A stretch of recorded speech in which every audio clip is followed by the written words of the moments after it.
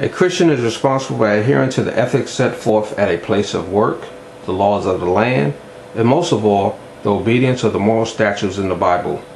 Ethics and morals are interchangeable words.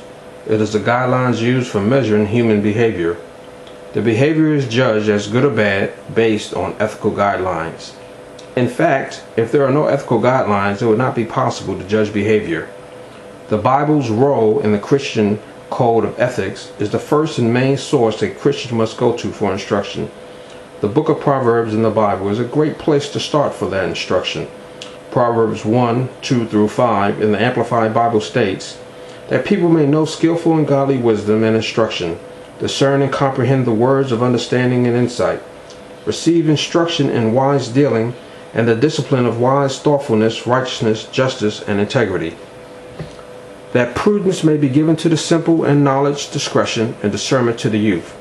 The wise also will hear and increase in learning, and the person of understanding will acquire skill and attain to sound counsel, so that he may be able to steer his course rightly.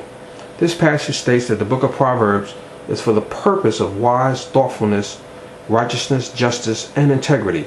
This is the cornerstone of where ethics can begin, but not end. Proverbs 2:6 states, "For the Lord gives skillful and godly wisdom, from his mouth comes knowledge and understanding." God has instructed that wisdom, knowledge, and understanding come from him. Proverbs 2:9 states, "Then you will understand righteousness, justice, and fair dealing in every area and relation. Yes, you will understand every good path." With this scripture, the Christian is assured that following the code of ethics that God has in his word will guarantee fair dealings in every situation.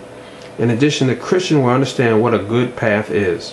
Proverbs 3:1-5 states, "My son, forget not my law or teaching, but let your heart keep my commandments.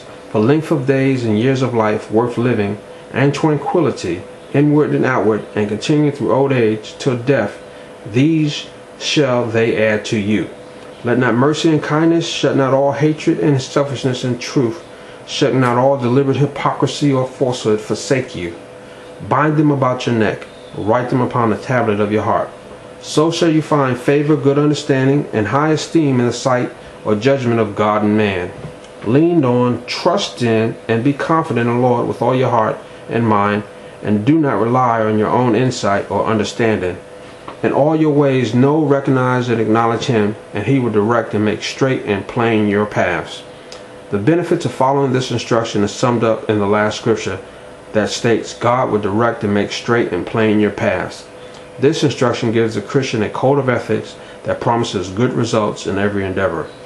In difficult moral situations, the Bible will influence the Christian in a good path.